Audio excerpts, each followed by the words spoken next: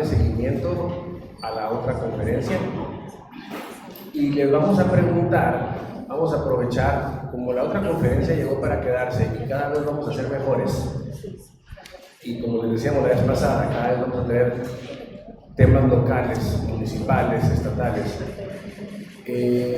Queremos preguntarles su opinión, insisto, para ser más cómodos para ustedes, si hacer ya costumbre, institucionalizar de alguna manera esta otra conferencia en nuestra sede, en las instalaciones del Movimiento Ciudadano, si eso ustedes nos lo retroalimentan, o hacerlas en lugares como este.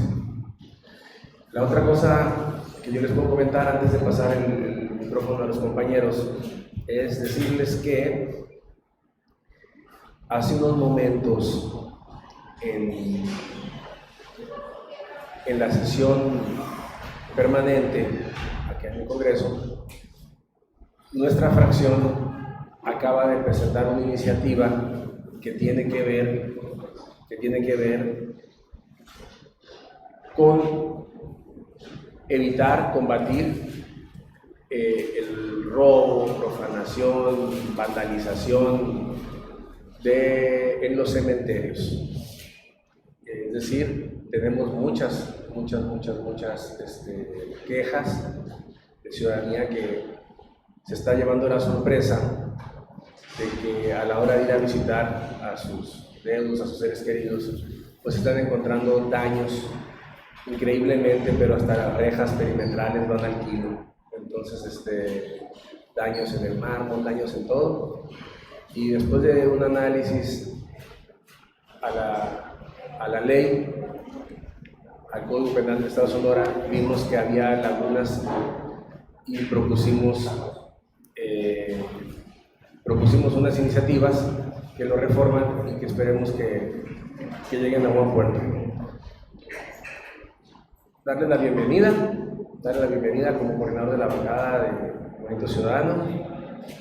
Vamos a la salida a ver qué nos dicen ustedes respecto a lo que les pusimos a consideración de hacer frecuentes y que nos acostumbremos todos a que la sede para esta otra conferencia sea allá en nuestra sede. Y sin más, les paso el micrófono a los compañeros. Gracias. Muy buenos días, agradecerles la presencia. Espero, Manuel, adelante. Acompaña a nuestro coordinador.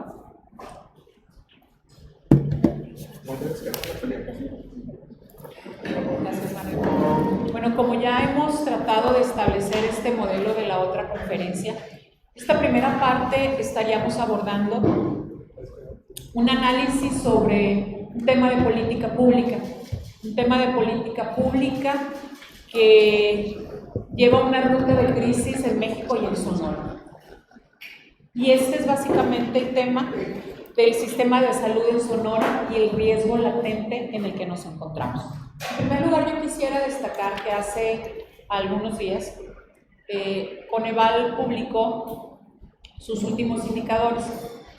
Y de estos indicadores se han hecho alarde y en algunos casos creo que es importante reconocer que el indicador de pobreza disminuyó, y esto es importante reconocerlo también.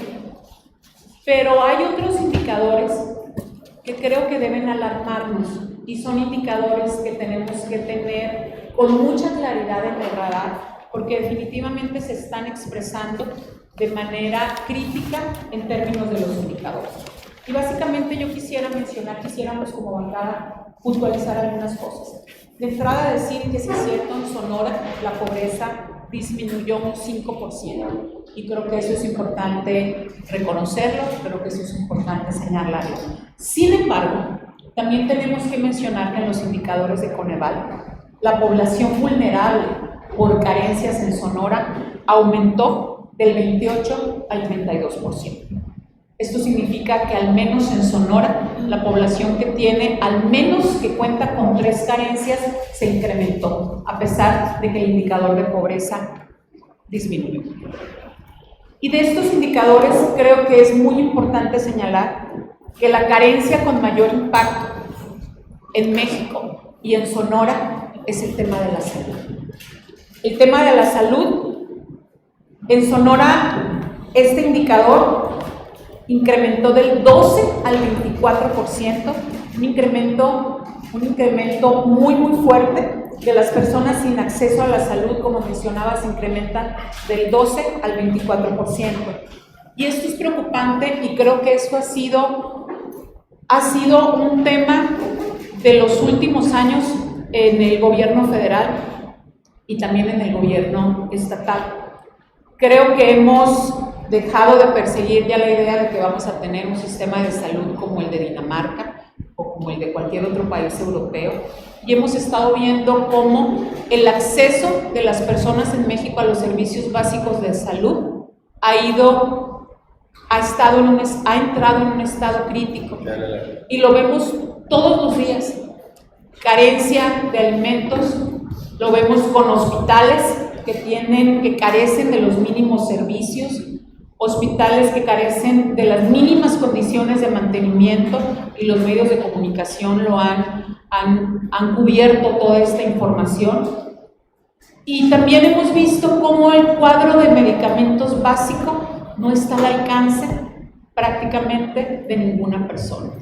Y aquí en Sonora creo que lo hemos señalado, como el hospital de especialidades no funciona como se pretendía que funcionara. Duró muchos meses sin recibir usuarios, y creo que eso nos habla también de las pésimas condiciones en las que se encuentra en Sonora el tema de la salud, desabasto de medicamentos, una atención muy vulnerable a niños, niñas y adolescentes que padecen cáncer, ¿sí? Una atención muy vulnerable a quienes requieren servicios de alta especialidad y cirugía de tercer nivel. Y creo que es importante decirlo, los hospitales en México y en Sonora no tienen ni los recursos ni el mantenimiento para poder atender las necesidades básicas de la población. Pero aquí queremos relacionarlo con un dato que es un dato muy importante, porque es un dato que en Sonora hace crisis, y es un dato que creo que nos refiere también a cómo este deterioro de los servicios de salud se refleja en un tema de salud muy tangible y en un tema de salud que requiere ser observado y que requiere ser atendido. Sonora es el estado, y lo han documentado medios nacionales y medios locales, Sonora es el estado número 1 en casos de riqueza y en letalidad por riqueza. Y esto hay que decirlo, que la letalidad por riqueza ha crecido, ha aumentado de manera considerable ante la falta de un diagnóstico y de una atención adecuada a los pacientes que presentan síntomas. Antier, los medios de comunicación nos informaban de la muerte de un niño de 7 años que muere por riqueza, ¿sí? Y que tiene a 2 de sus hermanitos internados por el mismo motivo. Y la mamá con un señalamiento muy fuerte de que su hijo muere porque fue diagnosticado mal y tratado mal. Esta parte, además de que es difícil de decirlo, porque las muertes infantiles son las muertes que más duelen, que más calan, por la vulnerabilidad de niños, niñas y adolescentes. Sí es muy importante precisar que el sistema de salud en Sonora está vulnerable. Hay que decirlo, hay que aceptarlo. Y creo que en este momento el gobierno del estado tendría que estar revisando el convenio IMSS Bienestar o IMSS Insabi. Bueno, el Insabi ya desapareció, pero sí está revisando el sistema de salud que queremos para Sonora. Sí debe de estar revisando la atención que se da en los hospitales regionales, pero también en los hospitales que se encuentran en las comunidades. Revisar la atención de médico especializado, revisar la atención y el surtido de medicamentos, que es de lo que más se queja la gente. Mal diagnóstico y poco acceso a medicamentos, cuando todos sabemos que el tema de la riqueza requiere medicamentos básicos y medicamentos que no son caros. Y la pregunta es, ¿por qué mal diagnosticados y por qué mal atendidos en términos de medicamentos?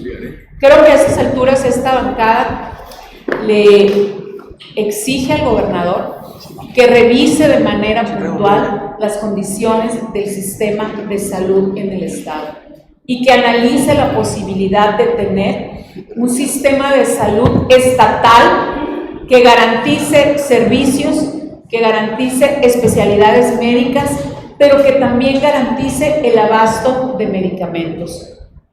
El sistema IMSS Bienestar, ese sistema que nos prometía ser el sistema de salud como el de Dinamarca, no ha funcionado. Han sido promesas y quienes sufrimos la letalidad de la atención médica somos los ciudadanos y las ciudadanas. Es por eso que esta bancada hoy le exige al gobernador y le exige al secretario de Salud revisar la problemática de salud en el estado, no únicamente el tema de riqueza, que es un tema que está siendo crítico, ¿sí?, sino el tema que tiene que ver con la cobertura de salud en los hospitales regionales y en los hospitales de las comunidades rurales. Es importante en este sentido señalar que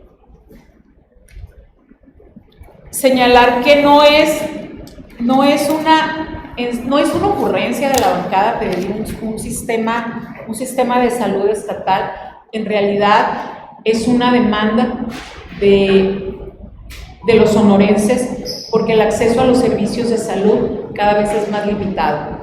Y también creo que hay datos importantes que hay que rastrear y hay que tener muy claros. El Instituto Mexicano de la Competitividad ha señalado que uno de los gastos que más se ha incrementado en las familias mexicanas es el gasto en salud. Es el gasto en salud, obviamente en salud privada, y es el gasto en medicamentos, porque los servicios de salud pública han sido incapaces de atender la parte del diagnóstico, la parte del tratamiento médico y la parte del suministro de medicamentos. Bueno, con esta parte, si quisiéramos cerrar este primer tema que tiene que ver con la salud, con la vulnerabilidad del sistema de salud en Sonora y con la exigencia de recuperar un sistema de salud propio, un sistema de salud estatal que garantice el acceso a la salud de los sonorenses y que seamos capaces de revertir este dato tan fuerte que da Coneval. La pérdida del acceso a los servicios de salud en Sonora se incrementó del 12% al 24%. Eso sería lo que yo podría decir. De mi parte, le cedo el uso de la voz a mi compañera. Muchas gracias. Este tema, para cerrarlo, es muy importante porque yo quisiera puntualizar algo que es muy relevante. La federalización de los servicios de salud es un fracaso. Federalizar, recentralizar los servicios de salud ha sido un absoluto fracaso. Y como tal podemos mostrar, decía ahorita mi compañera Rosa Elena Trujillo, los datos de riqueza. Miren, de enero a agosto del 2021 hubo 61 casos y una letalidad del 19%. De enero a agosto del 2023 ha habido 70 casos, no muchos casos más, pero una letalidad del 57%. La letalidad se ha triplicado. No hay más casos de manera significativa, pero sí hay más letalidad, se ha triplicado. ¿Y esto qué significa? Una mala atención en los hospitales, un mal diagnóstico y una mala atención. ¿Por qué? Porque la federalización de los servicios de salud no ha funcionado. Así que le exigimos al gobernador que cumpla la ley. La ley orgánica del Poder Ejecutivo del Estado le establece obligaciones y la obligación que le establece al Poder Ejecutivo es la de planear, normar, establecer, coordinar y evaluar un sistema integral de salud para el Estado a partir de los servicios de salud de la Administración Pública Estatal, en coordinación con instituciones de salud del gobierno federal, privadas, descentralizadas y sociales. No puede supeditar, no puede renunciar Las facultades y las obligaciones que establece la ley son irrenunciables. El gobernador no puede renunciar a tener la Rectoría de Salud en el Estado porque está costando vidas. Esta federalización no funcionó. Ya tenemos bastantes años de vivirlo como para saber que ha sido un fracaso, así que le exigimos al gobernador que retome los servicios de salud, que no renuncie a su obligación política, jurídica y moral como gobernador de retomar los servicios de salud y de recuperar la rectoría en materia de salud en el Estado. Eso por un lado. Y por otro lado, el día de ayer nosotros llevamos esta carta al Congreso del Estado. ¿Qué es esta carta? Ustedes saben la dinámica en la que ha estado la sociedad, porque este ha sido un tema de la sociedad en lo que se refiere a la nueva política educativa y los libros de texto. Es el tema central de la sociedad, porque no son solamente libros de texto, es toda una nueva política en materia educativa, es todo un nuevo paradigma. Y lo que hay en medio de esto es que se violentó la ley y han dado cuenta de esto ya 4 resoluciones de los tribunales. La Suprema Corte acaba de aceptar el asunto, pero ya hay 4 jueces de los tribunales de justicia administrativa que han emitido amparos sobre este tema, y lo que hay es un evidente desacato de la autoridad federal. Bueno, cuando se reunió la bancada de Morena la semana pasada para contestarnos, la diputada Ernestina Castro, coordinadora de Morena, aceptó invitar, convocar al secretario de Educación a que compareciera ante el Congreso para dar cuenta de uno de los temas centrales para la sociedad sonorense, que es este. Pues no sucedió. El secretario de Educación no compareció al Congreso. Convocaron a una reunión privada en la Secretaría de Educación, donde la sociedad no pudo observar ese diálogo. Así que nosotros el día de ayer llevamos esta carta donde dijimos exactamente eso. ¿Qué miedo le tiene el gabinete del gobernador a comparecer ante el Congreso del Estado? ¿Por qué en legislaturas anteriores sí se convocaban funcionarios a comparecer y en esta la mayoría oficialista se ha negado sistemáticamente a este constitucional ejercicio de rendición de cuentas? Por eso, nosotros como grupo parlamentario no acudimos a esa reunión privada, porque careció de los más elementales mecanismos de publicidad, transparencia y parlamento abierto. En el Congreso nos regimos por parlamento abierto. La sala de comisiones tiene las instalaciones para transmitir todas las sesiones y que la sociedad hubiera podido observar este ejercicio de rendición de cuentas. Vemos con preocupación que se organizó mejor la fiesta de cumpleaños que el inicio del ciclo escolar.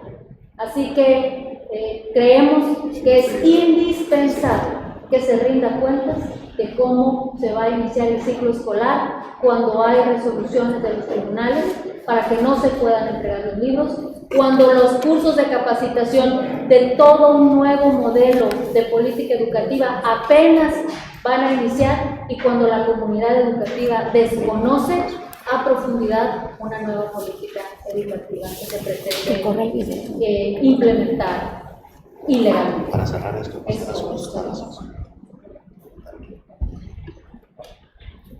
para correr el video. si les parece, antes de pasar a su muy gustada sección Si mienten, si roban y si traicionan, que me toca a mí exponer, culminamos lo que expresaron aquí tanto Natalia y particularmente Roselena Trujillo Pinqui con respecto a lo que hace un año decían en el gobierno del Estado, precisamente en el tema de salud pública. Corre video. Con la implementación de ese convenio con el IMSS, daremos un gran salto hacia la universalización de los servicios de salud. La universalización de los servicios de salud Tenemos un gran es un salto objetivo hacia la prioritario. universalización de los servicios de salud. La Pues ya vimos que no. universalización de los Lo que sí es un servicios objetivo de prioritario salud del actual representante del Poder Ejecutivo es estar más en México, en la grilla interna de Morena, que en estar resolviendo las 3 obligaciones básicas que tiene la autoridad: seguridad pública, salud y educación. Entonces, pues sí requerimos un sistema estatal de salud propio. Ya vimos lo que sucedió con el INSABI, cómo tronó y cómo aquí pues simple y sencillamente, es más, ¿cuándo fue la última vez que ustedes oyeron una sola declaración o les llegó un boletín del responsable de la salud en Sonora, de parte de la Secretaría de Salud? Eso les pedimos que se puedan llevar nomás para meditar. Y bueno, pues ahora sí pasamos con la muy gustada y cada vez más popular sección: sí mienten, sí roban y sí traicionan los gobiernos de Morena.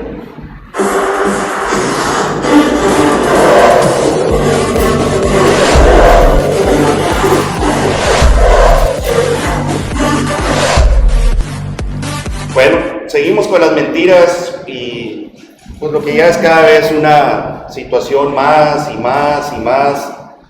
básica, puntual y tristemente una manera de actuar.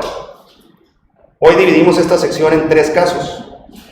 El primer caso tiene que ver precisamente con la temporada de lluvias en la que hoy nos encontramos y a la que obviamente sigue sin escapar la fronteriza y bella ciudad de Nogales, Sonora. El 16 de agosto, es decir, exactamente hace un año, el 16 de agosto del 2022, esto fue lo que anunció el gobierno del estado, después de que habían ocurrido las lluvias, particularmente, vuelvo a insistir, en Nogales.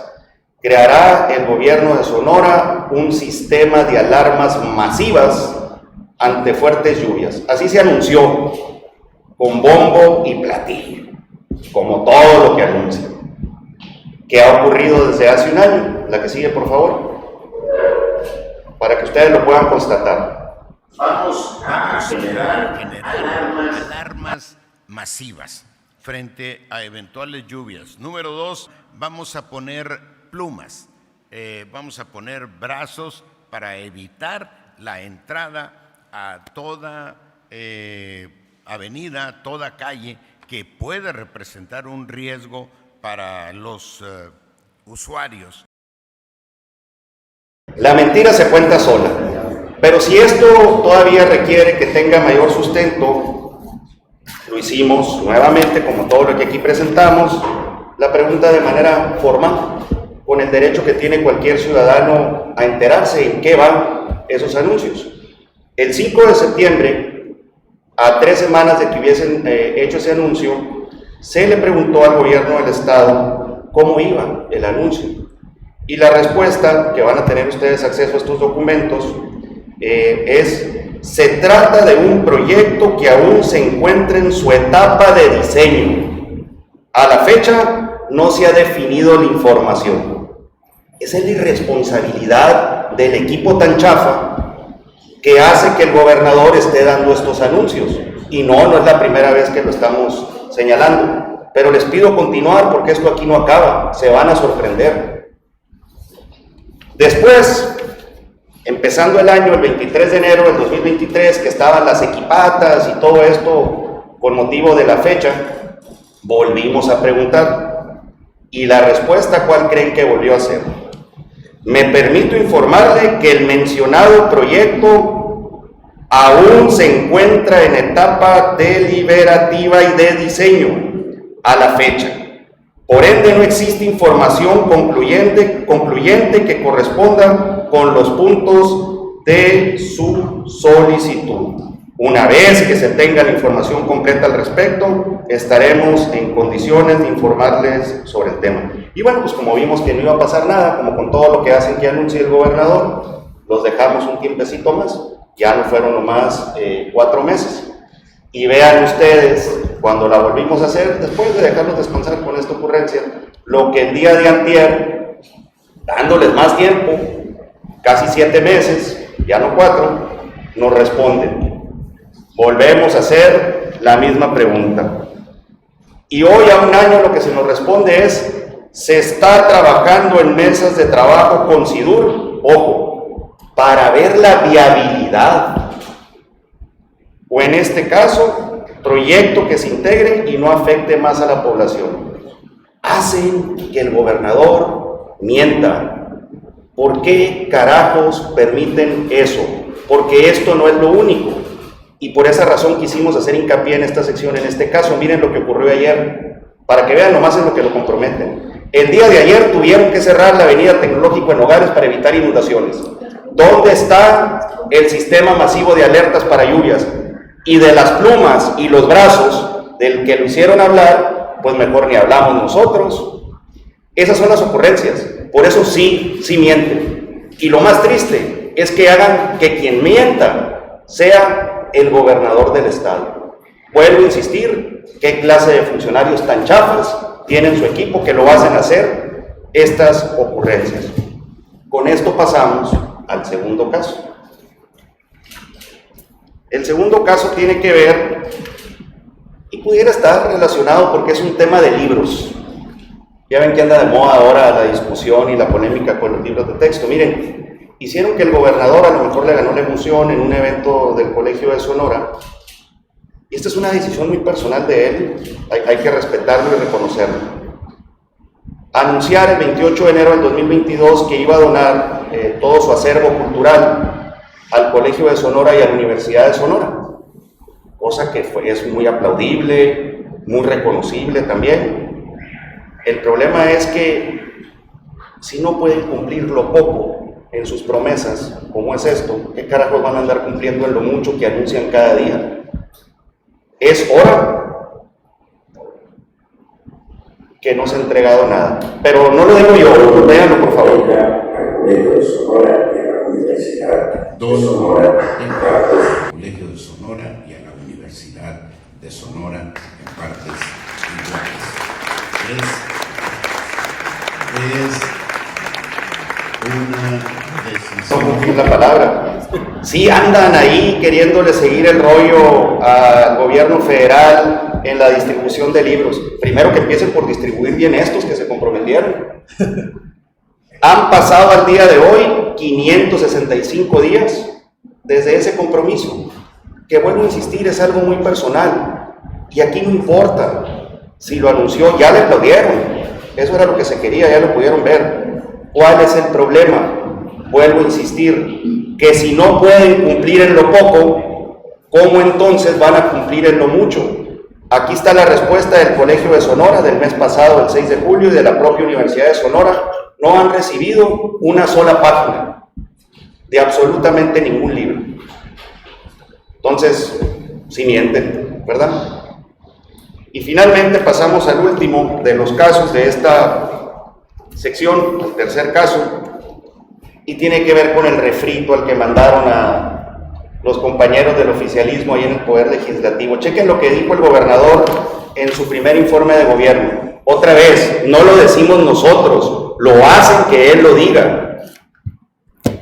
Y ya no tengo la preocupación de solicitar un crédito, porque sé que apretando el cinturón tenemos capacidad para pagar. Y ahí va, el cinturón cada día más apretado. Y parafraseando la austeridad franciscana, que en una de esas pasamos el cinturón de la cintura al cuello. No les vaya a salir gangrena en la garganta con la gran apretada de cinturón que se dieron. 99% incrementaron el presupuesto en viáticos. Dijeron que no iban a tener asesores porque eso lo iban a cubrir con las instituciones de educación superior. Y a la fecha incrementaron en más del 100% la contratación de asesores externos. Le han pedido a los ciudadanos que se ajusten el cinturón siendo creativos y es el gobierno el que menos lo ha hecho. Y para muestra, pues lo que salieron a anunciar nuestros compañeros la semana pasada, que por cierto nosotros votamos en contra.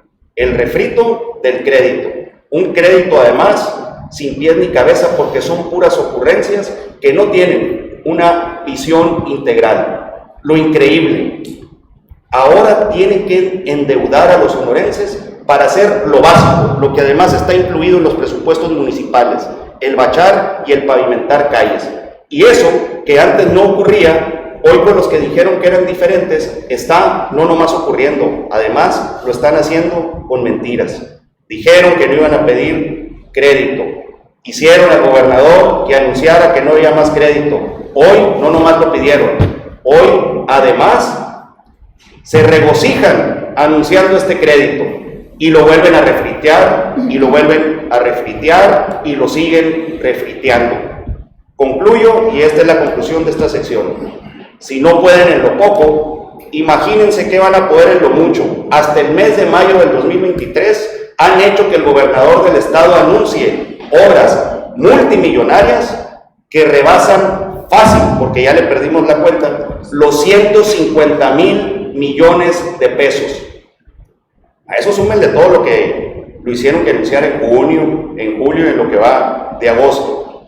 Con información de su propia página, al día de hoy llevan poco más de 2,272 millones de pesos invertidos. Quiere decir que de todos los anuncios que han hecho, apenitas deben andar rozando el 4%. Y digo apenitas porque los 150,000 es un estimado donde no estamos contando los 3 meses que han transcurrido desde que ya nos cansamos de estarle llevando la cuenta a todas las mentiras que han anunciado. Entonces, vuelvo a insistir, señores de Morena, equipo del gobernador, no lo hagan decir mentiras. Si no pueden cumplir en lo mucho, ¿qué carajos van a poder cumplir? ¿Qué carajos van a poder cumplir en lo básico? Mienten en lo poco, siguen mintiendo en lo mucho, y en obra, y en la realidad y en lo tangible, no tienen absolutamente nada. Muchas gracias y a sus órdenes. ¿Preguntas? ¿Alguien aquí? ¿No? Tengo una pregunta, ¿sí? Adelante. Sí, buen día. A ver, ¿quién me puede responder su opinión? Buen día, Manny León, así es Sonora. La opinión que les parece sobre la empresa de litio que se fue a Sonora, estas burocracias. A ver, ¿qué opinión merece esto de ustedes? Fíjate que está muy relacionada, Manuel, ¿verdad? Manuel, con justo esto que estábamos señalando. Mientras anuncian cientos de millones, increíblemente dejan que se les vayan otros. Y ese es el caso de la empresa y de esta inversión de litio. Muy buenos para anunciar millones, pero muy malos para cuidarlos y retenerlos. Y más cuando se trata de inversión privada, como es el caso. Es una tristeza que esto esté ocurriendo. Ojalá, en lugar de seguir anunciando miles de cientos de millones para obras que no son, puedan al menos retener las que la iniciativa privada estaba decidida a dejar aquí en el Estado. Es hora que ni siquiera 1 miligramo de litio han podido producir. Es cuanto. Por acá. Buenos días, mi nombre es Carlos Pedro Plata, de Sonora, para la diputada Natalia. En la conferencia que hizo Morena la semana pasada, le dijeron a Cristina Castro, a la gobernadora, la diputada Natalia, palabras más, palabras menos, dice que esto es lo que la ley. Ay, dice, Natalia es del PRI, aunque sea Canella sigue siendo de... No. Y otro diputado, que no es de los conocidos, respetuoso de los hijos, dijo, es que el mundo ya cambió y que, como dice usted, la ley es la ley y la ley se debe cumplir. Esa distribución de los libros no puede ser porque, para empezar, no hay un programa, no consultaron a los padres de familia, no consultaron a los maestros, es una lástima, o sea, totalmente, como dice usted, la ley se debe cumplir. Y respecto a lo otro, ese secretario Grajeda, igual en el libro gay no se presentó tampoco. Él se hace el ninja, se hace un fantasma cuando debe de comparecer. Como dice usted, en lugar de dar la cara, andaban en San Carlos haciendo una fiesta en un yate como de Miguel, así. Esa es mi pregunta, ¿qué opina de lo que dice la escena Castro? O sea, rebatir todo. Pues yo creo que el chiste se cuenta solo, ¿no? Ahí el chiste se cuenta solo. En ese contexto, con ese presidente de la República con décadas de militancia en el PRI, con ese gobernador con décadas de militancia en el PRI, con ese grupo parlamentario donde tiene compañeros y compañeras con décadas o años de militancia, en partidos aliados de ella, de Morena, compañeros y compañeras con décadas de militancia, y ella misma con décadas de militancia. Creo que decir una cosa como esa, lo único que refleja es que no tiene más que decir, y ahí pues la verdad es que el chiste se cuenta solo. Buenos días, David Parra de En 3 y 2. Hay un mandato judicial que me pide al gobierno federal, específicamente a la Secretaría de Educación Pública, o que le ordena más bien, no distribuir los libros de texto gratuito. Y por otra parte, hay un presidente de la República que dice que sí se van a distribuir, pero que además convalidan 21 gobernadores de este país esa orden o esa decisión por parte del presidente de que se distribuyan los libros de texto. En el caso específico de Sonora, si la Secretaría de Educación y Cultura distribuye los libros de textos, porque el gobernador está convalidando esa posición presidencial, ¿ante qué situación jurídica estamos? Mira, sin duda alguna que ellos hacen mucha referencia siempre, ¿no? Quieren tener un sistema de salud como Dinamarca, ahora dicen que esta política educativa es como la de Suecia y la de Finlandia. Si hay algo central en esos países que ellos tanto admiran sus niveles de desarrollo, es el profundo respeto a la legalidad, la cultura de legalidad. Creo que aquí nos ha quedado claro que si en algo no mintió el presidente de la República fue cuando dijo al diablo las instituciones, y eso es exactamente lo que ha hecho. Incumplió la ley y se lo señaló la Unión Nacional de Padres de Familia, y de manera reiterada los tribunales les han estado prohibiendo no imprimir los libros y luego no distribuirlos. Ha quedado muy claro que van a desacatar. Eso ha quedado muy claro. Y eso es el gran riesgo en el que el presidente ha colocado al país, en una disyuntiva terrible. O que los niños no inicien el ciclo escolar con libros, o normalizar el desacato. ¿Y por qué es tan peligroso normalizar el desacato? Porque un amparo, cuando alguien fue detenido arbitrariamente, va a poder desacatarse porque estará normalizado. Una expropiación contra un ciudadano y el ciudadano logre ganar en tribunales que no le sea expropiado un bien, va a poder desacatarse. No podemos normalizar el desacato porque el ciudadano es muy vulnerable ante el inmenso poder del poder ejecutivo. Y entonces normalizar el desacato se vuelve muy peligroso. ¿Qué va a pasar si el gobernador participa? La resolución de los tribunales han sido sobre la Secretaría de Educación Pública y la CONALITEC. Muy probablemente el gobernador quiera zafarse por ahí. Sin embargo, es importante decir que la distribución que hará el gobierno del estado lo hace en función de un convenio con la CONALITEC. Por lo tanto, quedará dentro del tracto jurídico del desacato. En síntesis, el gobernador va a desacatar lo que establece la ley, y él juró cumplir y hacer cumplir la ley cuando protestó como gobernador del estado. Si él pone por encima el servilismo ante el poder de la presidencia de la República, si lo pone por encima de su obligación fundamental de cumplir la ley, lo vamos a ver muy pronto, y todo parece que así será, y que tomará el riesgo de desacatar. ¿Con qué calidad moral le van a pedir a los ciudadanos que cumplan la ley cuando los primeros en incumplirla serán ellos? Buenos días todavía. Con respecto al tema del Big House, el Río Colorado, del que habéis reiterado la denuncia de la petición del equipo político al alcalde, el fiscal, el fiscal ya ha asegurado que se va a aceptar a comparecer a funcionarios municipales de San Luis y estatales, sin especificar cuáles. En vuestro análisis, ¿cuáles serían o podrían ser responsables directos, o cuáles habrían cometido omisiones, además del alcalde, contra esta interpuesta la petición de juicio político, si también titulares de protección civil, o en su análisis, cuáles serían los que tendrían que comparecer y podrían tener presunta culpabilidad en este tema? Y también quiero preguntar para Manuel Scott, para el dirigente, hoy en otra encuesta nacional sale Colosio como la carta más fuerte aparentemente del Movimiento Ciudadano de cara a la presidencia de la República.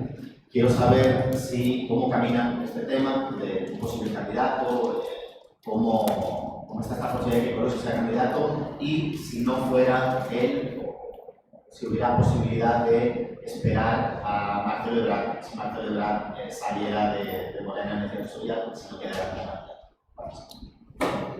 candidato. La primera, fíjate que al momento de nosotros señalar precisamente quienes debiesen de estar compareciendo, estaríamos incurriendo en lo que nos quiso hacer caer la coordinadora de Morena, cuando ella sí de tajo dijo que el Congreso no era un ministerio público ni se podía convertir en eso. Y es justo lo que no estamos llamados a hacer. Aquí el juicio político tiene que ver con una omisión en las responsabilidades que la propia ley tiene atribuidas a los servidores públicos, y lo que no ha ocurrido, porque esto de la Fiscalía, lo saben ustedes, pues es una respuesta que pensaban que hoy nuevamente íbamos a salir con el tema, pero ya ratificamos el juicio político ayer y le vamos a dar seguimiento. Fíjate qué sazones, porque esa es la palabra, salen. Ya vamos a mandar llamar, ya va para el mes, pero no es el tema de que los manden llamar. Lo que nosotros hemos estado solicitando es que separen de sus cargos, para empezar, a todos los que horas después en rueda de prensa junto con el alcalde aceptaron su omisión. ¿Por qué? Porque al momento de venir aquí a declarar van a ser juez y parte, no están separados de sus funciones para el respectivo deslinde de responsabilidades, y eso evidentemente los pone totalmente en una ventaja distinta a la que puede tener cualquier ciudadano que bajo el auspicio del poder es juez y parte. Entonces, más que traerlos a comparecer, lo primero que se tiene que realizar es separarlos de sus cargos y ahora sí, iniciar las investigaciones, que por cierto ya van muy tarde.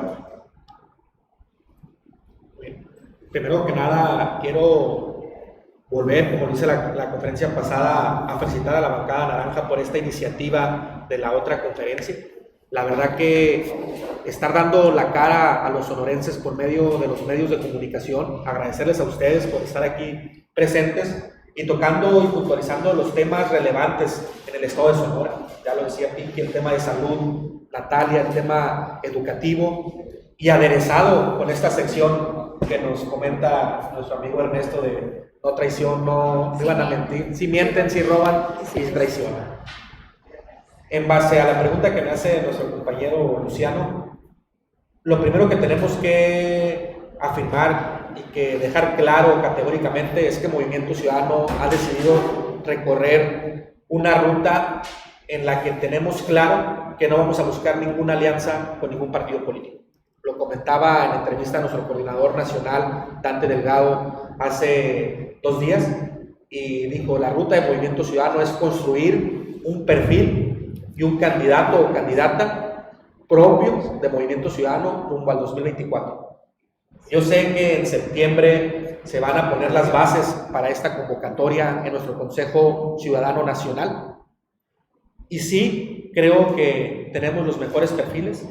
Creo que, lo he comentado muchas veces que cuando me lo han preguntado, creo que tenemos en Samuel García, el gobernador de Nuevo León, una figura joven, una figura que ha demostrado que ante la adversidad de arrancar una campaña en 4º lugar se le puede ganar al PRI y al PAN, y se le puede ganar también a Morena.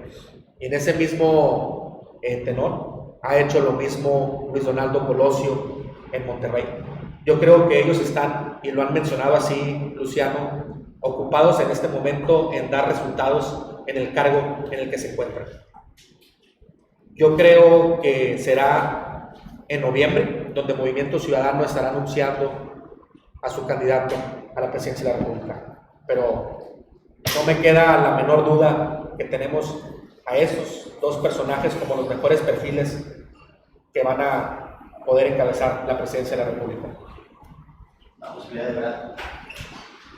No, yo creo que Ebrard está participando en esa simulación y pre-campaña anticipada. Yo creo que está más ocupado en serle servil al presidente de la República que en buscar ser presidente. Buenos días. Pues a mí el ver que se está faltando a la promesa de cumplir con las obras, pues sí me preocupa porque justo en la pasada conferencia de prensa que ofrecieron, pues ya celebraban esta aprobación del crédito de 2.100 millones de pesos para llevar anteriormente obras para mejoras de calles, parques y eso, pero pues entonces vemos el comparativo de la promesa y lo que se hace, y luego van estos 2.100 millones de pesos más para obras y créditos aprobados. Pues quiero saber su opinión, que están ahí en la jugada desde la bancada también, porque al final pues es aprobado por mayoría en el Congreso. Ahorita se va a acabar una reunión justamente para ver la agenda legislativa, no sé, ya hablaron los de izquierda, el Partido del Trabajo, el Verde, Morena, de qué se van a poner de acuerdo para votar qué, aprobar qué, no sé si sepan información sobre la agenda legislativa de izquierda, pero pues a mí sí me preocupa que se falte la promesa de obras, por ejemplo, como el tecnológico en Nogales, y por ende también la del Palma y Guaymas, que en temporada de lluvia van a seguir viendo estragos porque están esperando estas supuestas megas obras que van a construir para darle una nueva ruta al tema pluvial del tecnológico, ¿no? Entonces, ¿qué opinan al respecto? Mire, Michelle, si quiero ser muy puntual y muy preciso. Uno, dijeron que no iban a pedir obra y luego te van, crédito para obra o para lo que sea. El problema es que fuimos muy puntuales en señalar que cómo es posible que con un presupuesto mayor al que tenían el año pasado, lo que ha incrementado sea el gasto corriente. Eso no se ve reflejado en obra. Anuncios van, anuncios vienen. Aquí nuestra crítica es: no hagan que el gobernador siga diciendo mentiras. Ojalá pueda hacer esas obras. Claro que se requieren y son de mucho beneficio, pero estas ocurrencias que a él lo llevan a anunciarlas y lo exponen, que iba a poner plumas, brazos. ¿Por qué te lo digo así? Porque hasta el día de antier todavía estaban valorando la viabilidad, pero hace más de un año ya habían hecho que lo anunciara. Y así, es más, la siguiente conferencia yo me ofrezco a enseñarles todo el catálogo de anuncios que hasta el mes de mayo ya decidimos parar porque ya se nos había acabado la tinta incluso de la impresora ahí de todas estas inversiones de saliva, porque no es justo que traigan al titular del Poder Ejecutivo con esas mentiras, y menos que el titular del Poder Ejecutivo engañe así a los sonorenses. Porque lo más fácil es prometer, y vuelvo a insistir, Michelle, si no pueden por lo poco, como lo es esta cuestión, insisto, muy personal de donar los libros, pues ¿qué van a poder con lo mucho con estas obras multimillonarias? Ojalá puedan hacer algo, ojalá no lo hagan a costa de la deuda. Miren, les recuerdo, y con esto culmino, en el periodo de transición,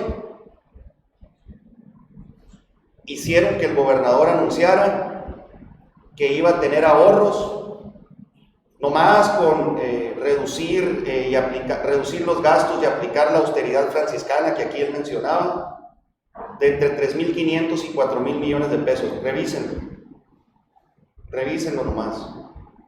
Es imposible entonces que lo sigan trayendo en esta dinámica. Este es un llamado a todo el equipo del gobernador para que por favor sean serios, sean profesionales.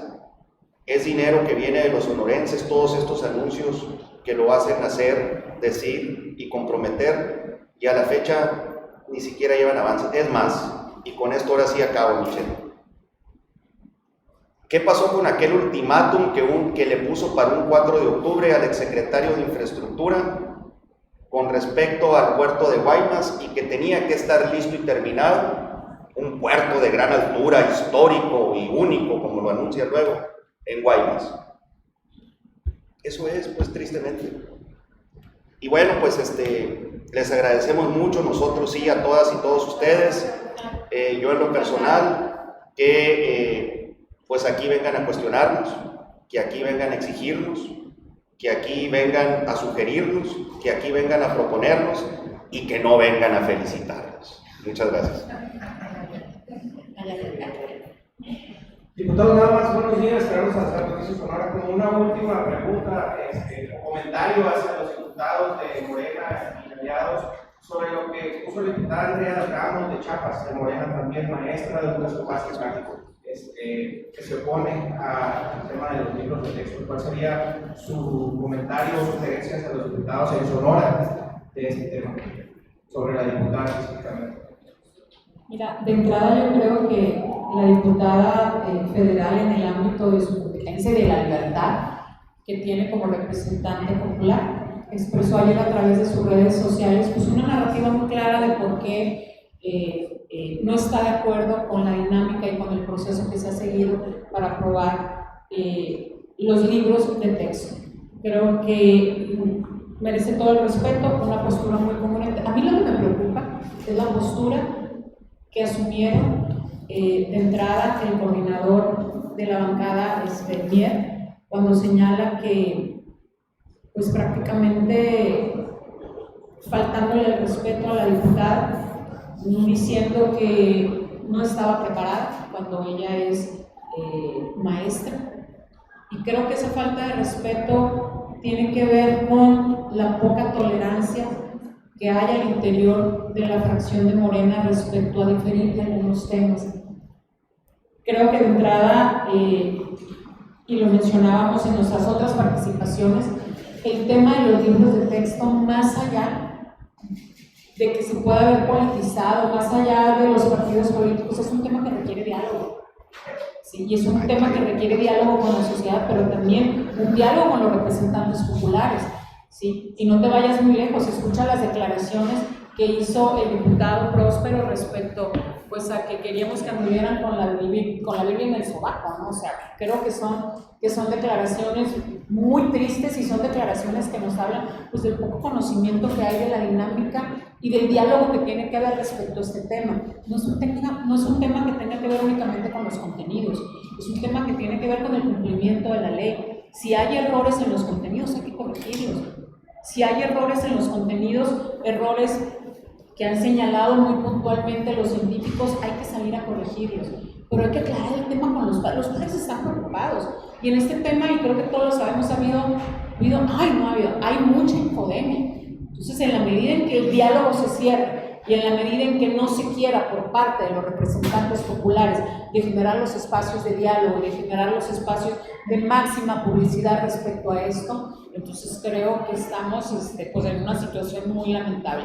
Y tan es así que nuestro principal reclamo era que comparezca el secretario de Educación ante el Pleno del Congreso para que en un ejercicio de máxima publicidad, para que en un ejercicio de transparencia y en un ejercicio de parlamento abierto pueda responderle no únicamente a los 33 representantes populares, sino pueda responderle a las y los sonorenses, a los padres de familia que están preocupados por este tema, que entienden poco, pero que quieren saber y que quieren conocer y que quieren saber qué va a pasar en las escuelas. Yo ayer veía un video que no me acuerdo por qué vía me llegó, ni sé dónde lo hicieron, pero eran dos niños en un parque que hablaban de cómo la oposición quería salir a quemar libros. No, señores, no queremos salir a quemar libros, al menos nosotros. No queremos salir a quemar libros, pero lo que sí queremos es avanzar en la construcción de un diálogo y avanzar en la construcción de un ejercicio de escucha que nos merecemos todas y todos los mexicanos. Y ante eso, los representantes populares de Morena se mofan, y ante eso, los representantes populares de Morena únicamente vemos un ejercicio de servilismo hacia el presidente de la República en el tema de los libros de texto y en el tema del nuevo modelo educativo. Para cerrar la rueda de prensa hay una pregunta en redes, es de una ciudadana, dice: buenos días, hablando de pobreza y carencias, ¿qué hay de nosotras las mujeres mayores de 55 años que por la edad ya no podemos conseguir un empleo? Se llama Marcia Arbayo. Sí, buenísima pregunta de Marcia, un saludo, qué bueno que los ciudadanos puedan preguntar. En marzo de este año, a nombre del grupo parlamentario, propusimos una iniciativa para evitar la discriminación por razón de edad. Esto significa que en ningún momento del proceso de contratación se pregunte la edad. Se puede pedir experiencia laboral, se puede pedir tu currículum, pero en ningún momento se puede preguntar la edad. Eso al empleador le es irrelevante si la persona tiene las características y la experiencia para ocupar un puesto. ¿Por qué es esto? Porque solo 1 de cada 10 ofertas laborales son para personas mayores de 35 años, imagínate, de 55 años. Efectivamente, hay una gran discriminación por razón de edad. Efectivamente, las personas de 55 años ven muy mermadas sus oportunidades laborales en un momento de la vida en que hay plenitud de conocimientos, plenitud física, muchos compromisos personales y familiares que hay que sacar adelante. Así que efectivamente tenemos interpuesta esta iniciativa y aprovechamos esta pregunta para exhortar al Congreso del Estado que la retomen, que está en la Comisión de Gobernación y Puntos Constitucionales, y que así con la celeridad con la que aprueban las iniciativas del gobernador, que es como un rayo, también las que le impactan directamente a los ciudadanos le tomen ese interés. Muchas gracias por acudir a la rueda de prensa. Una cosa, creo que has desayunado de esta manera con Rebeca Ching, la regidora de